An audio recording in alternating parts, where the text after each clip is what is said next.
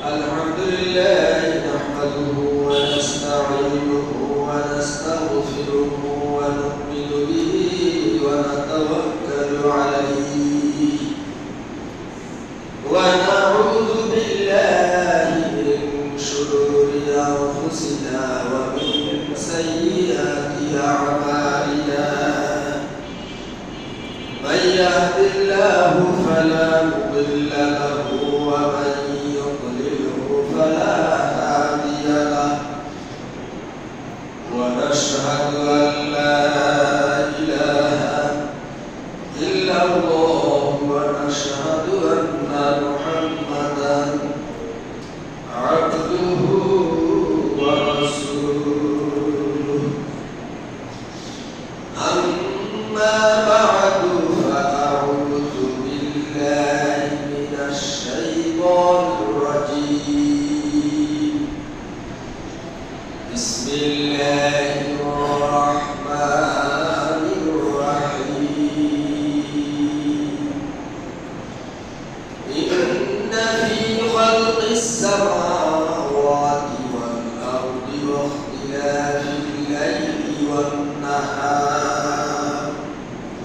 لآيات لأولي الألباب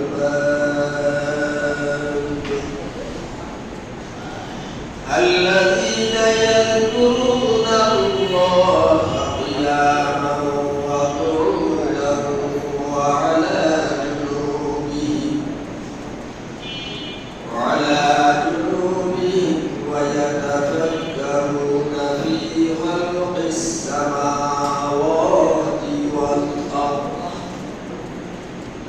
ربنا ما خلقت هذا باطلا سبحانك فقنا عذاب النار اللهم صل على سيدنا ونبينا وشفيعنا وحبيبنا ومولانا محمد صلى الله عليه وعلى آله وأصحابه وبارك وسلم بلغ العلا بجماله كشف الدجى بجماله حسنت جميع خصاله صلوا عليه وآله بلغ العلا بكماله كشف الدجى بجماله حسنت جميع خصاله صلوا عليه وآله الله رب العالمين شكرا إن في خلق السماوات والأرض واختلاف الليل والنهار لآيات لأولي الألباب الذين يذكرون الله قياما وقعودا وعلى جنوبهم ويتفكرون في خلق السماوات والأرض ربنا ما خلقت هذا باطلا سبحانك فقنا عذاب النار একজন মুমিন তার জীবনের প্রতিটি কাজ ইবাদতে পরিণত হতে পারে। নামাজ যেরকম ইবাদত, রোজা ইবাদত, এইভাবে হজ যাকাত ইবাদত, এমনকি আল্লাহ তাআলা খালেক, আল্লাহ স্রষ্টা,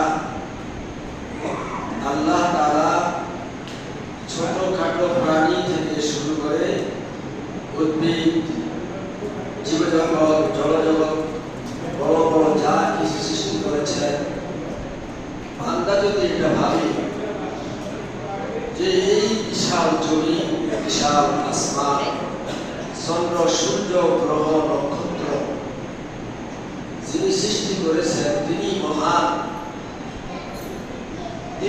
সবচেয়ে বড়, এই চিন্তাটুকু ইবাদতে পরিণত হয়ে যায়।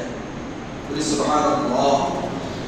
সূরা আলে ইমরানের মধ্যে আল্লাহ তাআলা এই কথাই আমাদেরকে জানিয়েছেন। সূরা আলে ইমরানের 191 নম্বর আয়াত, ইন্না ফী খালকিস সামাওয়াতি ওয়াল আরদি ওয়া ইখতিলাফিল লাইলি ওয়ান নাহারি লাআয়াতিন লিউলিল আলবাব। আসমান জমিন সৃষ্টি, দিবারাত্রির আগমন প্রস্থান, এইগুলোর মাঝে যারা জ্ঞানী, যারা চক্ষুষ্মান, যারা চিন্তাশীল, তাদের জন্য শিক্ষণীয় নিদর্শন রয়েছে। তো কারা জ্ঞানী, আল্লাহ তাদের পরিচয় দিচ্ছেন, আল্লাযীনা ইয়াযকুরুনাল্লাহা কিয়ামান ওয়া কুউদা, যারা দাঁড়ানো অবস্থায়, বসা অবস্থায় আল্লাহকে স্মরণ করে। দাঁড়ানো, বসা এবং শয়ন সকল অবস্থায় আল্লাহকে স্মরণ করে। আর কি করে? ওয়ায়াতাযাক্কারুনা ফী খালকিস সামাওয়াতি ওয়াল আরদ, এবং চিন্তা করে আসমান এবং জমিনের সৃষ্টি সম্পর্কে। এই মহান এত বড় আকাশ এবং জমিন মহান আল্লাহ তাআলাই সৃষ্টি করেছেন। আর কি বলে? রব্বানা মা খালাকতা হাযা বাতিলা। আর বান্দা বলে, হে আমার রব, হে আমার পালনকর্তা, মা খালাকতা হাযা বাতিলা, আপনি বাতিল ভাবে, অনর্থক ভাবে এই আসমান জমিন কিছুই সৃষ্টি করেন নাই।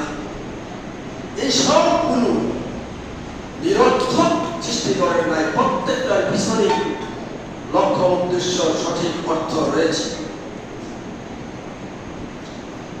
সুবহানাকা ফাকিনা আযাবান নার, আপনি পূত পবিত্র, সমস্ত পবিত্রতা আপনার জন্য। ফাকিনা আযাবান নার, সুতরাং হে আমাদের রব, হে আমাদের পালনকর্তা, আপনি আমাদেরকে জাহান্নামের আগুন থেকে রক্ষা করেন, জাহান্নামের আযাব থেকে বাঁচান। রব্বানা ইন্নাকা মান তুদখিলিন নার ফাকাদ আখযাইতাহ, হে আমাদের রব, হে আমাদের পালনকর্তা, মান তুদখিলিন নার, যাকে তুমি জাহান্নামে প্রবেশ করাইবা, ফাকাদ আখযাইতাহু, অবশ্যই তাকে তুমি অপমানিত করবা, লাঞ্ছিত করবা। ওয়া মা লিয-যালিমিনা মিন আনসার,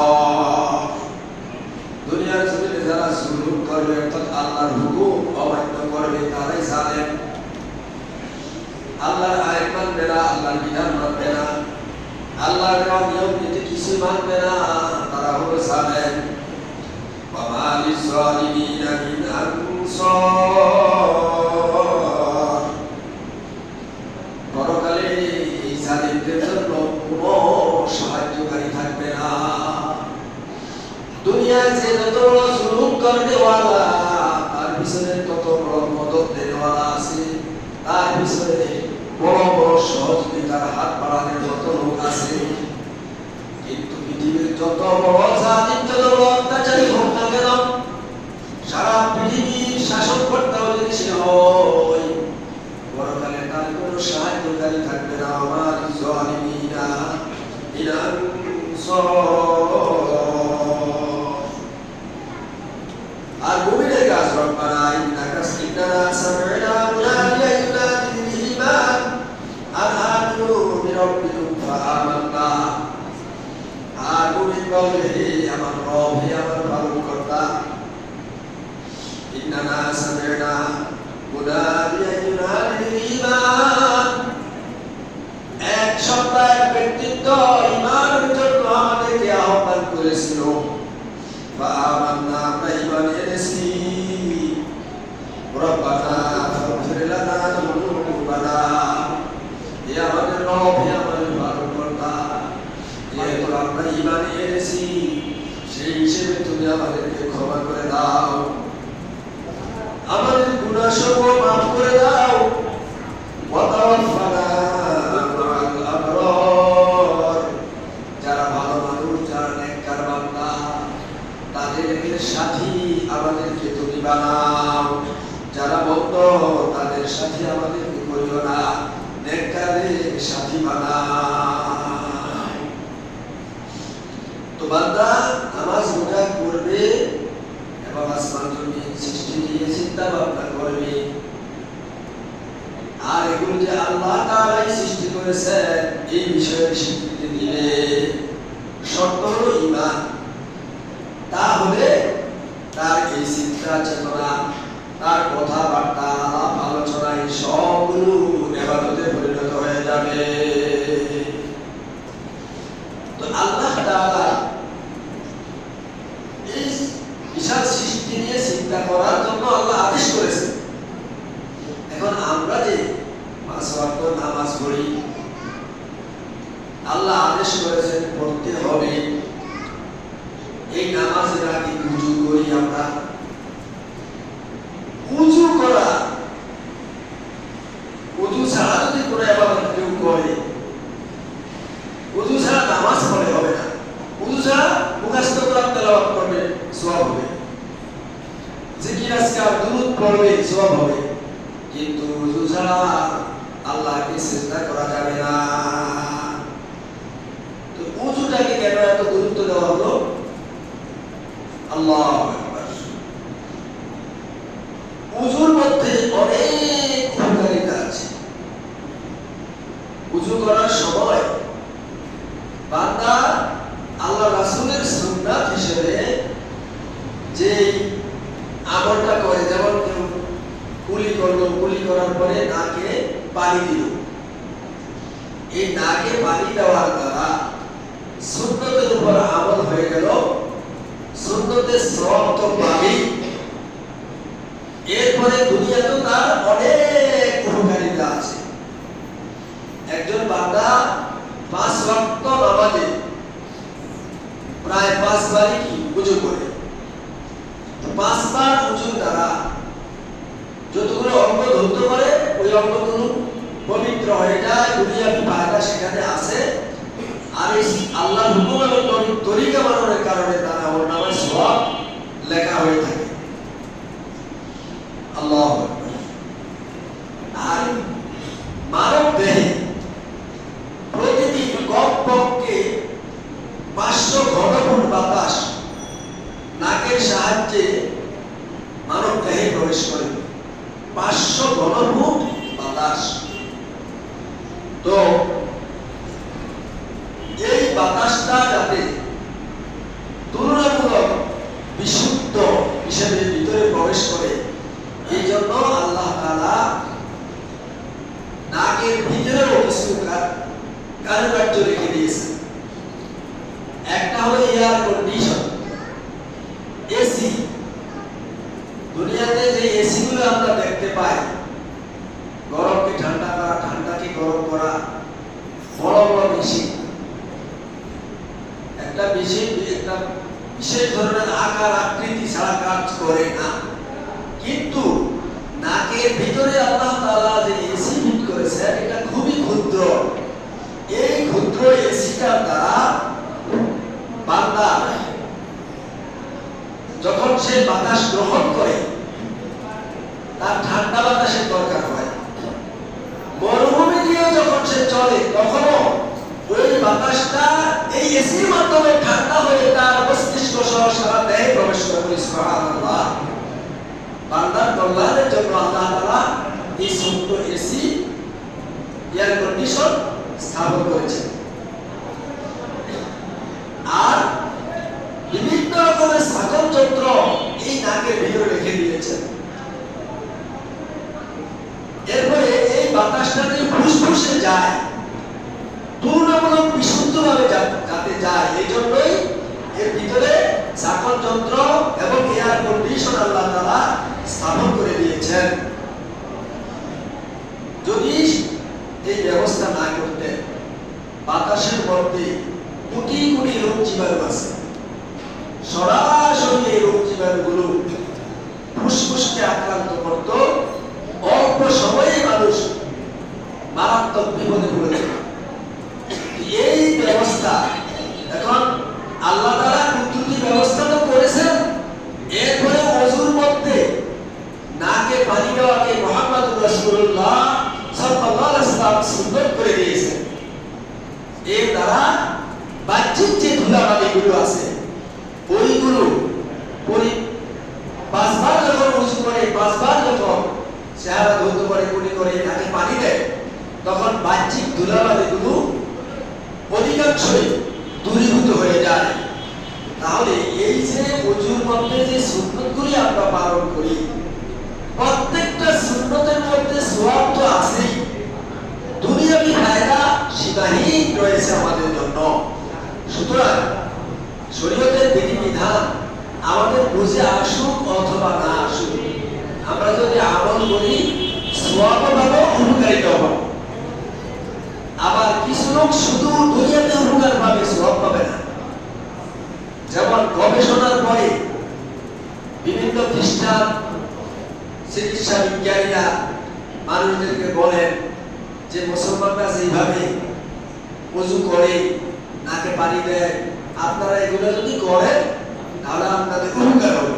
তারা দুনিয়ায় উপকার পাবে, ঈমান না থাকার কারণে সওয়াবও পাবে না, আখিরাতে এর কোনো যাচাই পাবে না। তাহলে আমরা দুনিয়াতে লাভবান এবং এই সুন্নাত হিসেবে আমল করার কারণে সওয়াবের অধিকারী হয়ে যাব। রাসূলের একটা সুন্নাত পালনের দ্বারা শুধু রাসূলের হুকুম পালন হবে তা নয়, আল্লাহ তাআলার হুকুমও পালন হয়ে যাবে। কারণ আল্লাহ তাআলা বলেন, তোমরা আল্লাহ এবং রাসূলের আনুগত্য করো। তো রাসূলের আনুগত্য করার দ্বারাও কি রাসূলের আনুগত্য হয়ে যায়, আল্লাহ তাআলার আনুগত্য হয়ে যায়। এইভাবে ওযুর যতগুলো সুন্নাত আছে বরস্ত মাত্র 4টা। প্রত্যেকটা সুন্নতের মধ্যে এরকম অসংখ্য উপকারিতা আছে, কিন্তু আমরা সেটা বুঝি না, বুঝার চেষ্টা করি না। অনেক লোক মনে করে ওযু করবো, নামাজ পড়বো, সময় নষ্ট হয়ে যাবে, সময় নষ্ট হয়ে যাবে মনে করে চেষ্টা করে কাজ বাড়িয়ে দেওয়া। আসলে সে ক্ষতিগ্রস্ত হয়ে যায়। একটু কাজ বেশি করতে গিয়ে আর শরীরের উপরে জুলুম হয়, পরের দিন দেখা যাবে আজকে 1 ঘন্টা কাজ বেশি করছে, নামাজে গেল না, আগামীকাল হয়তো কয়েক ঘন্টাই সে ডিউটি করতে পারবে না। তো দুনিয়াতেও কল্যাণ 5 ওয়াক্ত নামাজের দ্বারা, ওযুর দ্বারা, আখিরাতেও কল্যাণ। সুতরাং আমরা আল্লাহ তাআলা যা আদেশ করেছেন এইগুলো মানার চেষ্টা করব এবং মুহাম্মদুর রাসূলুল্লাহ সাল্লাল্লাহু আলাইহি ওয়াসাল্লামের যা তরিকা আছে এইগুলো আমরা পালন করলে দুনিয়াতে লাভবান হব এবং আমরা আখিরাতেও সওয়াবের অধিকারী হব। আর যদি কেউ ঠিকমতো ওযুই না করে যত ইবাদত করুক কোনো কাজ হবে না। আর ওযু ছাড়া আল্লাহকে সিজদা দেওয়ার কোনো বিধান নাই। সুতরাং আমরা ওযু করব এবং ওযুর প্রত্যেকটা সুন্নতকে আমল করার জন্য চেষ্টা করব, এতে আমরা দুনিয়াতেও লাভবান হব, আখিরাতেও লাভবান হব। আমাদের সময় শেষ। ওয়া দাওয়ানা আলহামদুলিল্লাহি রাব্বিল আলামিন। জামিল সুন্নাত বাকি সাইয়্যিদ কামাল মাসকুর।